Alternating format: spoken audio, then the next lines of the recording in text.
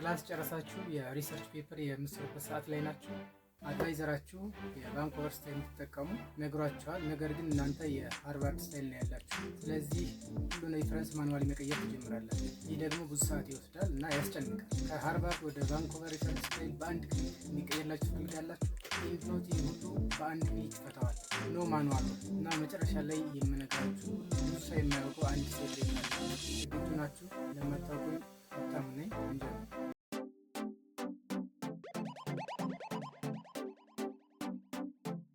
ስቴፕ 1 ዋት ኢዝ ኢንድኖት? ይህ ኢንድኖት ነው። ሪሰርች ፔፐር ላይ ሪፈረንስ ለመቆጣጠር የሚረዳ ሶፍትዌር ነው። ሁሉም ሶርስስ፣ አርቲክልስ፣ ቡክስ፣ ጆርናልስ በቃ ሁሉ ነገር በአንድ ቦታ ላይ የምናስቀምጥበት ቦታ ነው። ኢንድኖት ደስ የሚለው ፌቸሩ ምንድነው? ከማይክሮሶፍት ወርድ ጋር ዳይሬክትሊ ይሰራል። እዚህ ጋር እንደምታዩት አንድ ኢንስቶል ከተደረገ ከማይክሮሶፍት ወርድ ጋር አብሮ አለ። በነገራችን ላይ ይህ ቱቶሪያል ኢንድኖት ኤክስ7 ላይ ነው የተሰራው። ነገር ግን አዲስ ቨርሽን ካላችሁ ስቴፖቹ ተመሳሳይ ናቸው። አንዳንድ ሜኑ ኔምስ ግን ትንሽ ሊለያዩ ይችላሉ።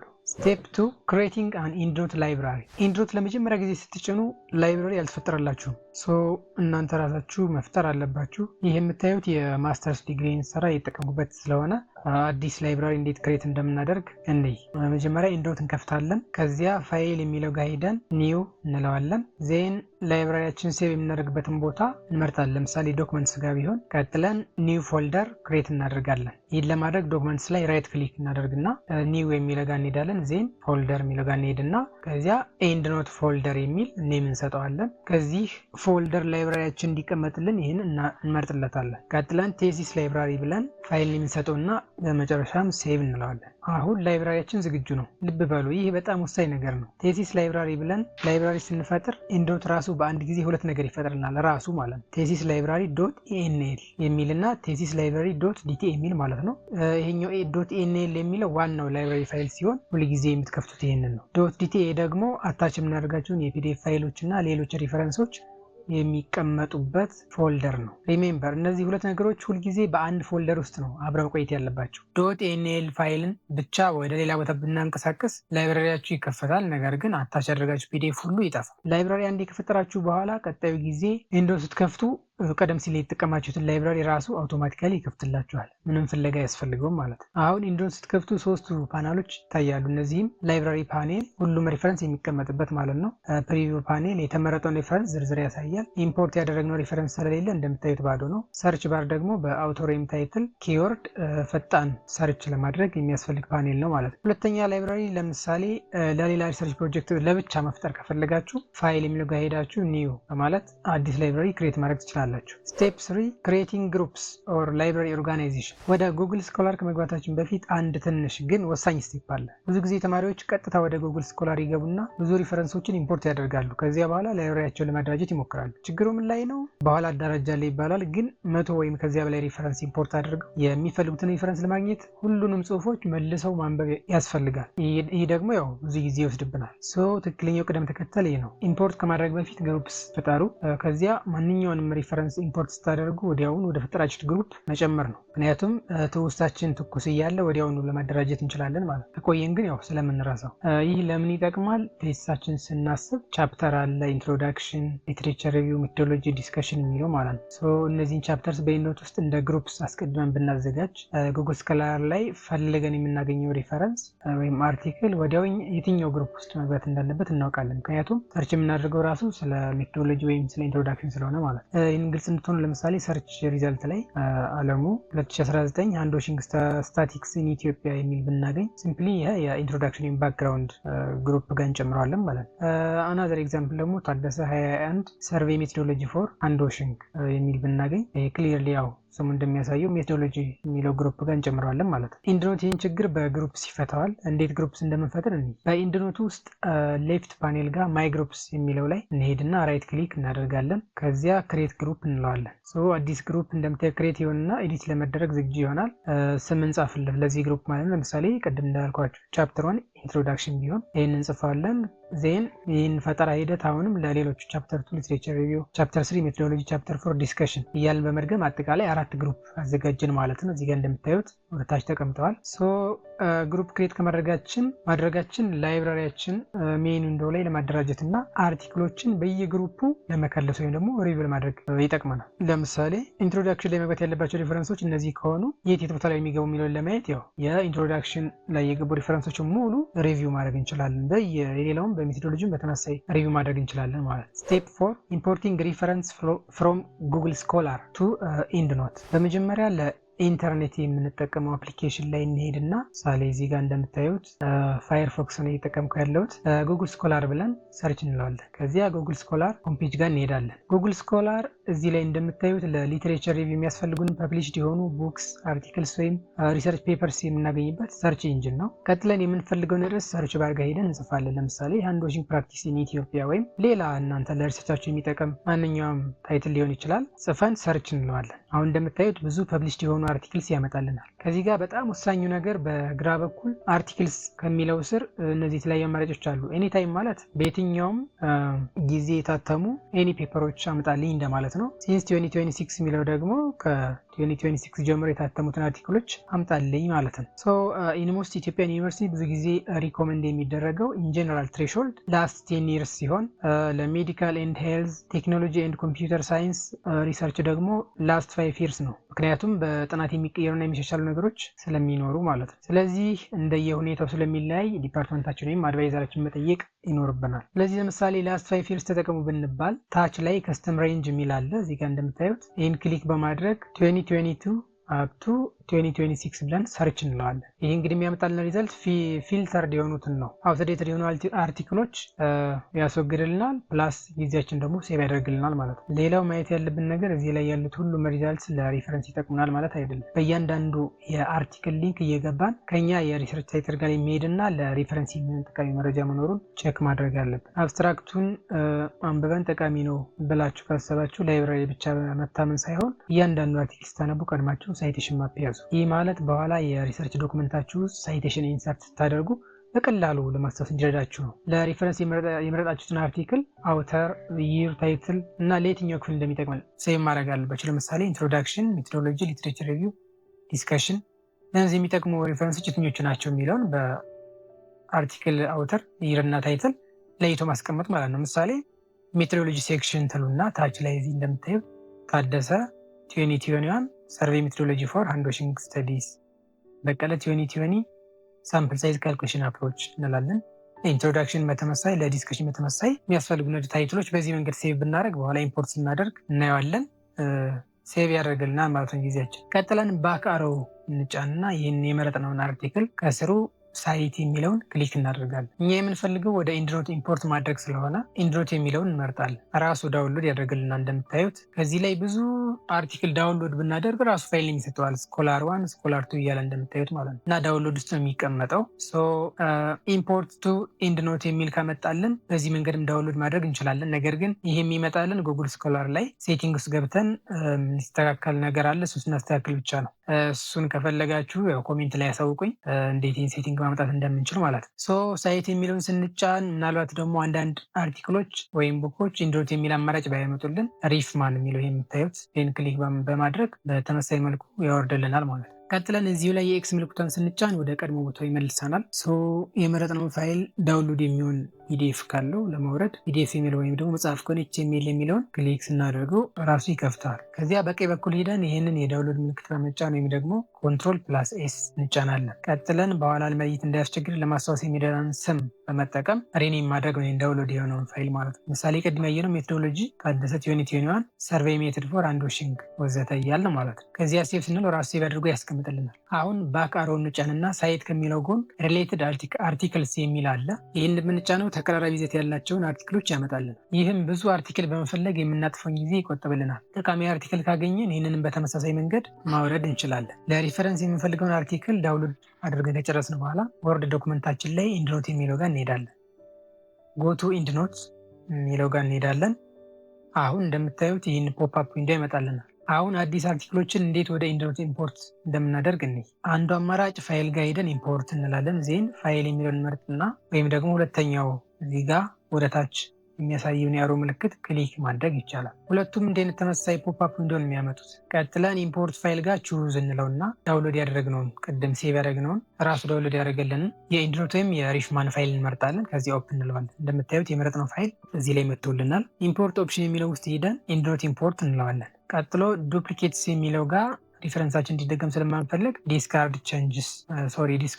ዲስካርድ ዱፕሊኬትስ እንለዋለን። ቴክስት ትራንስሌሽን ውስጥ ደግሞ ኖ ትራንስሌሽን እንለዋለን። በመጨረሻም ኢምፖርት ስንለው ኢንዶት ላይብራሪ ውስጥ እንደተጨመረ ያሳየናል። ይህ መንገድ የኢንዶት ላይብራሪያችን ውስጥ የሪፈረንስ ዱፕሊኬት እንዳይኖር ጠቃሚ ሲሆን ከጉግል ስኮላር ወደ ኢንድኖት ኢምፖርት ለማድረግ በጣም ፈጣን መንገድ ግን አለ። ይህ ምንድነው? ስኮላር 1 ስኮላር 2 ብሎ ዳውንሎድ ያደረግናቸውን አርቲክሎች አንድ በአንድ ደብል ክሊክ ስናደርግ ራሱ ወደ አውቶማቲካሊ ወደ ኢንድኖት ላይብራሪ ውስጥ ኢምፖርት ነው እናያቸዋለን። ከዚህ ላይ ክሊክ አድርገን ሪፈረንስ የሚለው ብንጫን ሁሉም ሜታ ዳታ ማለትም የአውቶር፣ ይር፣ ታይትል፣ ጆርናል፣ ቮሊዩም፣ ፔጅስ ወዘተ እነዚህ በሙሉ አውቶማቲካሊ ተሞልተው እናገኛቸዋል። ፕሪቪው ብንለው ደግሞ ሁሉንም የሪፈረንስ መረጃ በአንድ ላይ በሁለት ወይም በሶስት መስመር ያመጣልናል፣ በእጅ መጻፍ ሳያስፈልገን ማለት ነው። ቀጥሎ አታች ፒዲኤፍስ የሚለውን ክሊክ ብናደርግ ዜር አር ኖ ፒዲኤፍስ አታችድ ቱ ዚስ ሪፈረንስ የሚል ያመጣልናል። ይህ ማለት ለዚህ ሪፈረንስ ፒዲኤፍ አላያያዝም ማለት ነው። ስለዚህ ይህንን ለማድረግ ቅድም ያወረድነውን ፋይል ለማያያዝ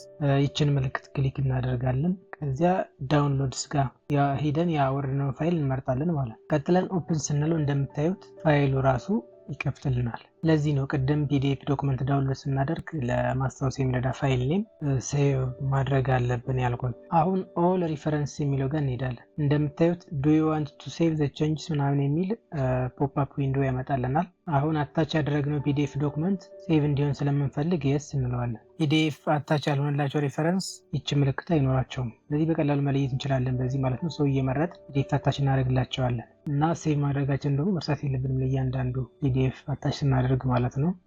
የሁሉንም ሪፈረንስ ፒዲኤፍ ዶክመንት አታች ማድረግ ይኖርብናል። ኢንኬዝ ፐብሊሽድ ያልሆኑ አርቲክልስ የምናገኝባቸው ብዙ ሰርች ኢንጂኖች አሉ። ምናልባት ከኢንዶት በተጨማሪ ፐብሜድ ወይም ስኮፐስ ወይም ደግሞ ሌላ ጥቅም ትችላላችሁ። ኤኒዌይስ እነዚህ ፕላትፎርሞች ራሳቸው ወደ ኢንድኖት የሚሆን ቀጥታ የኤክስፖርት ሜተድ አላቸው። ያው ሂደቱ ተመሳሳይ ነው። በዚህ መንገድ ሁሉንም ሪፈረንስ ኢምፖርት አድርገን እንጨርሳለን። ስቴፕ 5 አዲንግ አንፐብሊሽድ ሪፈረንስ ማኑዋሊ። ምናልባት ፐብሊሽድ ያልሆነ ሪፈረንስ ከቡክ፣ ዌብሳይት፣ ገቨርንመንት ዶክመንት ምንጠቀም ከሆነ እነዚህ ማኑዋሊ መሙላት አለብን። እንዴት እንሞላለን የሚለውን አሁን እናያለን። ኢንድኖት ጋር ሄደን ኦል ሪፈረንስ እንለዋለን።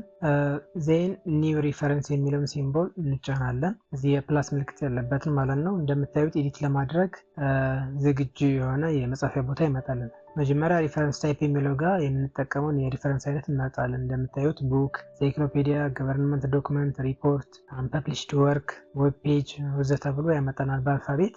አንዱን እንመርጣለን። ቀጥለን አውቶር፣ ይር፣ ታይትል ወዘተ ሪፈረንሳችን ላይ ያለውን መረጃ እንሞላለን። ከዚያ አታች የምናደርገው ዶክመንት ካለን ቅድም ባየነው መንገድ አታች እናደርጋለን። ዜን ኮንትሮል+ኤስ በመጫን ይህን የሞላነውን መረጃ ሴቭ እናደርጋለን ማለት ነው። አሁን ይህንን ትንሹን የውስጠኛውን ዊንዶ ብቻ እንዘጋውና ሌላ አንፐብሊሽድ የሆነ ሪፈረንስ መጨመር ከፈለጋችሁ በዚሁ መንገድ መረጃው መሙላትና ዶክመንትም አታች ማድረግ ትችላላችሁ። ኢምፖርታንት ኖት፣ በዚህ አጋጣሚ በስተት የተደገመ ሪፈረንስ ካለ ሪፈረንስ የሚለው ጋር ሄደን ዜንታች አካባቢ ፋይንድ ዱፕሊኬትስ የሚለውን ክሊክ እናደርጋለን። የተደገመ ሪፈረንስ ካለ ያመጣልናል፣ ዲሊት ማድረግ ነው። ከሌለ ደግሞ እንዲህ እንደምታዩት ኖ ዱፕሊኬት ሪፈረንስ ፋውንድ የሚል ፖፕአፕ ዊንዶ ያመጣልናል።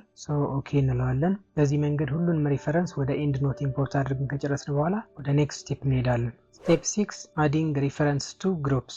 ወደ ኢንድኖት ኢምፖርት ያደረግነውን ሪፈረንስ መጀመሪያ ላይ ክሬት ካደረግነው ግሩፕ ለመጨመር ሁለት መንገዶች መጠቀም እንችላለን። የመጀመሪያው ሪፈረንሱን እንመርጣለን፣ ዜን ድራግ አድርገን ወደ ፈለግነው ግሩፕ መጨመር ሲሆን፣ ሁለተኛው ደግሞ ሪፈረንሱ ላይ ራይት ክሊክ በማድረግ ዜን አድ ሪፈረንስ ቱ የሚል ኦፕሽን ይመጣልናል። ከዛ ጋር ሄደን ለምሳሌ ሜትሮሎጂ የሚለውን ስንመርጥለት ራሱ ይጨምርልናል ማለት ነው። ከዚህ ላይ ልብ ማለት ያለብን ነገር ሪፈረንስ ወደ ግሩፕ ስንጨምር ኦሪጂናል ላይብራሪያችን ውስጥ ያለው ሪፈረንስ ባለበት እንደነበር ይቀመጣል እንጂ ግሩፕ ላይ አድ ስናደርገው አይጠፋም ማለት ነው። ኢምፖርታንት ኖት፣ አንድ ሪፈረንስ ከአንድ በላይ ግሩፕ ውስጥ ልንጠቀሙ እንችላለን። ምሳሌ አንዱ ሪፈረንስ ኢንትሮዳክሽን እና ሜቶዶሎጂ ላይ ልንጨምረው እንፈልጋ ይሆናል እና ለምሳሌ አንድ ጽሁፍ ለኢንትሮዳክሽን እና ለሊትሬቸር ሪቪው ለሁለቱም ጠቃሚ ከሆነ ሁለቱም ግሩፕ ውስጥ መጨመር ይቻላል። መጨረሻ ላይ እንደምታዩት በእያንዳንዱ ግሩፕ ውስጥ የጨመርናቸው የሪፈረንሶችን ብዛት ያሳየናል ማለት ነው። ስቴፕ 7 ኢንሰርቲንግ ኢን ቴክስት ሳይቴሽንስ ኤንድ ሪፈረንስ ሊስት ኢን ወርድ።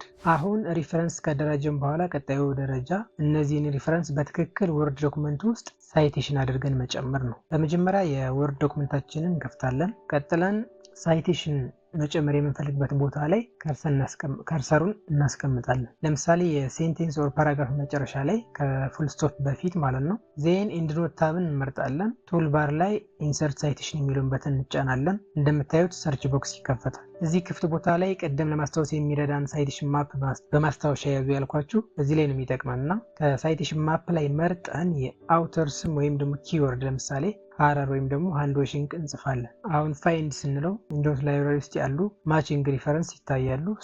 የፈለግነው ሪፈረንስ እንመርጣለን። ቀጥለን ኢንሰርት የሚለውን እንጫናለን። አሁን እዚህ ላይ እንደምታዩት ኢንቴክስት ሳይቴሽን ጨመርን ማለት ነው። አንድ ነገር ግልጽ አድርግላችሁ፣ ኢንሰርት ሳይቴሽን ስንጠቀም በኢንድኖት ኤክስ7 ላይ ሰርች ቦታ ላይ አውቶር ይር ወይም ታይትል ብቻ መጠቀም ይቻላል። ይህ ሳይቴሽን ለመጨመር በቂ ነው። ነገር ግን የእናንተ የኢንድኖት ቨርሽን ላይክ ኤክስ9 20 ኦር 21 ሌተስት ቨርሽን ከሆነ ኢንሰርት ሳይቴሽን ሰርች ዊንዶ ላይ ድሮፕ ዳውን ሜኑ ሊኖር ይችላል። ይሄ ድሮፕ ዳውን ሜኑ ጋር ግሩፕ ስፔሲፊክ ሊሆን ይችላል። ምሳሌ ኢንትሮዳክሽን ሴቭ ባደረጋችሁበት ወይም ሜቶዶሎጂ ሊሆን ይችላል። በዛ ሴቭ ብታደረጉ ያው ታይም ሴቭ ያደርግላቸዋል ማለት ነው። በቀላሉ የምትፈልጉትን ሪፈረንስ ማግኘት ትችላላችሁ። እንዲህ እያደረግን ሁሉንም ሪፈረንሶቻችን ከጨመርን በኋላ አንድ ትልቅ ሰርፕራይዝ ላሳያችሁ። ዝግጁ ናችሁ? የዶክመንታችን መጨረሻ ላይ እንደምታዩት ሁሉም የሪፈረንስ ሊስት አውቶማቲካሊ ተቀምጦ እናገኘዋለን። ምንም ማኑዋል ታይፒንግ የለም። ደስ አይልም? እንደ አይነት ጠቃሚ ቪዲዮ ምርጫችሁ ከሆነ ቻናሌን ሰብስክራይብ በማድረግ ቤተሰቡ ነው። ኢምፖርታንት ኖት፣ ብዙ ሪፈረንስ በአንድ ሳይቴሽን ውስጥ ለመጨመር ከፈለጋችሁ ለምሳሌ አንድ ሴንቴንስ ኦር ፓራግራፍ ብዙ ሪፈረንስ የሚደግፉት ከሆነ ከፉል ስቶፕ በፊት ከርሰር እናስቀምጣለን። አሁን ኢንሰርት ያደረግበትን መንገድ መድገም ነው። ሌላ የተለየ ነገር የለውም። ወይም ደግሞ ፈጣኑ መንገድ ኢንሰርት ሳይቴሽን ካልነው በኋላ የሚመጣልን የሰርች ሪዛልት ዊንዶው ውስጥ ኮንትሮል እንጫና የምንፈልጋቸውን ሪፈረንሶች አንዴ እንመርጣለን። ዜን ኢንሰርት ስንለው ሁሉም በአንድ ሳይቴሽን ውስጥ በብራኬት በኮማ ተለይተው ቀመጡልናል ማለት ነው። እዚህ ላይ ብዙ ሰዎች የሚሰሩት ስህተት፣ አንዳንድ ተማሪዎች ኢንቴክስት ሳይቴሽን ማኑዋሊ አንድ ብለው ይጽፋሉ እንዲሁ በብራኬት፣ ከዚያ ኢንድኖት ይጠቀማሉ። ይህ ትልቅ ስህተት ነው። ምክንያቱም ኢንድኖት ማኑዋሊ የተጻፈውን ሳይቴሽን አያውቀውም። ስታይል ስንቀይር ማኑዋል ሳይቴሽን አይቀየርም እና ሪፈረንስ ሊስት ላይም አይካትትልንም። ስለዚህ ሁሌም ሳይቴሽን ለማድረግ ኢንዶት ጋር በመሄድ ኢንሰርት ሳይቴሽን የሚለውን ብቻ መጠቀም ያስፈልጋል። እዚህ ላይ ምናልባት በስህተት ኢንቴክስት ሳይቴሽን ብንጨምር እዚህ ፉልስቶፕ ጋር ከርሰራችን በማድረግ ባክስፔስ ስንለው ሪፈረንሱን ሼድ ያደርገዋል።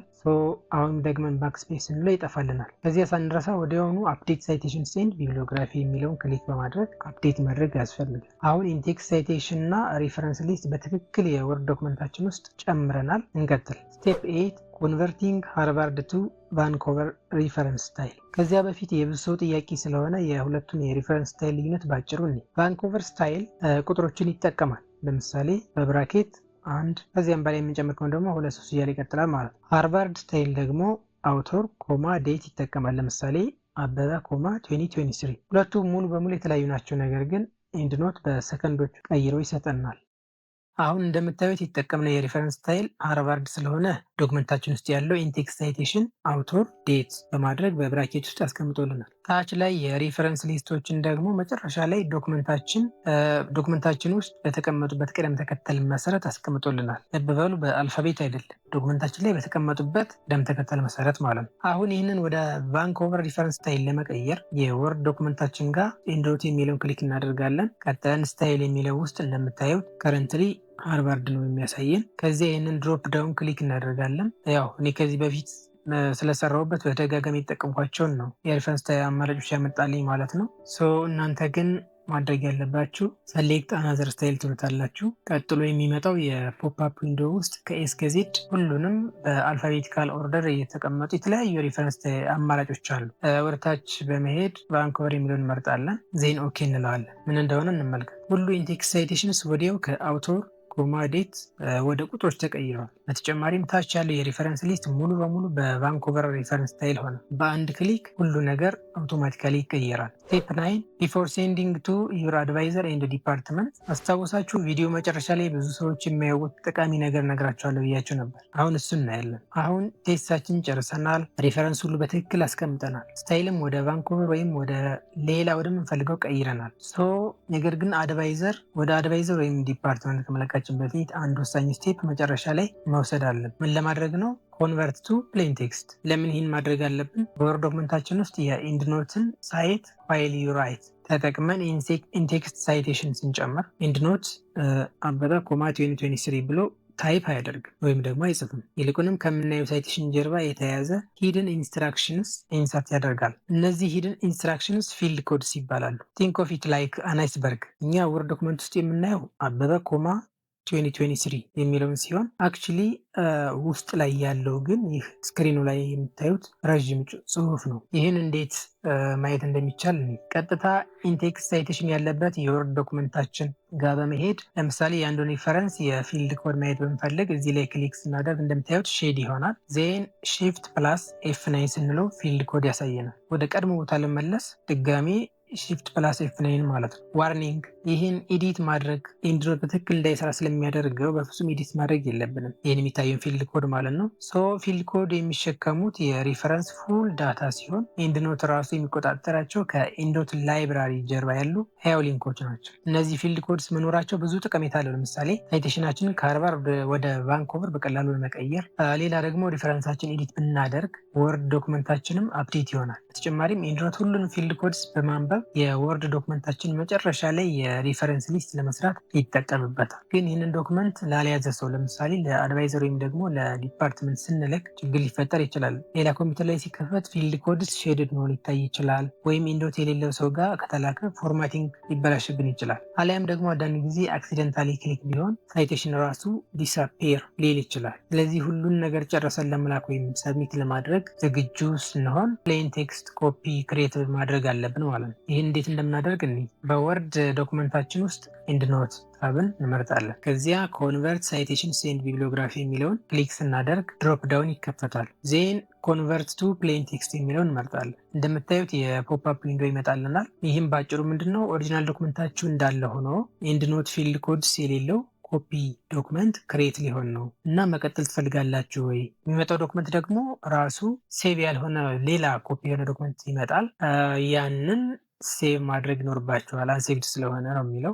ኦኬ ስንለው ኮፒ የሆነውን ዶክመንት ራሱ ይከፍትልናል፣ ያመጣልናል ማለት ነው። ይህ አዲስ ዶክመንት ላይ ሳይቴሽንስ ሁሉ ወደ ሬጉላር ቴክስት ተቀይረዋል። ፊልድ ኮድ የሉም። እንደምታዩት ክሊክ ብናደርግም ሼድ ባክግራውንድ የለም። ጀስት ክሊን ዶክመንት ነው። ከዚያ ሴቭ የሚለው ጋር ሄደን ክሊክ እናደርጋለን። ቀጥለን ሴቭ የምናደርግበት ቦታ እንመርጥና ፋይል ኔም እንሰጠዋለን። ለምሳሌ ዶክመንትስ ውስጥ ይሆንና ቴሲስ ፋይናል የሚል ፋይል ኔም እንሰጠዋለን። ቀጥለን ሴቭ ማለት ነው። ኢምፖርታንት ኖት፣ ኦሪጂናልን ዶክመንት በፍጹም ማጥፋት የለብን። ምክንያቱም ለአድቫይዘር ከላክን በኋላ የሚስተካከል ኮሜንት ቢኖር ይህ ኮንቨርት ቱ ፕሌን ቴክስት ሂደቱ ሪቨርሲብል ስላልሆነ ሳይቴሽንስ ራሳቸውን አፕዴት ወይም ስታይል መቀየር አይችሉም። ስለዚህ ኦሪጂናል ዶክመንት ሴቭ አድርገን ማስቀመጥ አለን። ፕሌን ቴክስት ኮፒውን ብቻ ለአድቫይዘር ወይም ዲፓርትመንት መላክ አለብን። ለምን? ይህ ፕሌን ቴክስት ኮፒ ማንኛውም ኮምፒውተር ላይ ኤንድሮይድ ቢኖርም ባይኖርም ምንም ሳይበላሽ ይከፈታል ማለት ነው። አድቫይዘራችሁ ኤንድሮይድ ከሌለው እንኳን ፎርማቲንግ ሙሉ በሙሉ ይታያል፣ ሴቲንግስ ሁሉ ይታያሉ። ሪሜምበር ሰብሚት ካደረጋችሁ በኋላ አድቫይዘራችሁ ኮሜንት አስተካክሉ ቢል ኦሪጂናል ዶክመንት ላይ በመሄድ ኮሜንታችንን በማስተካከል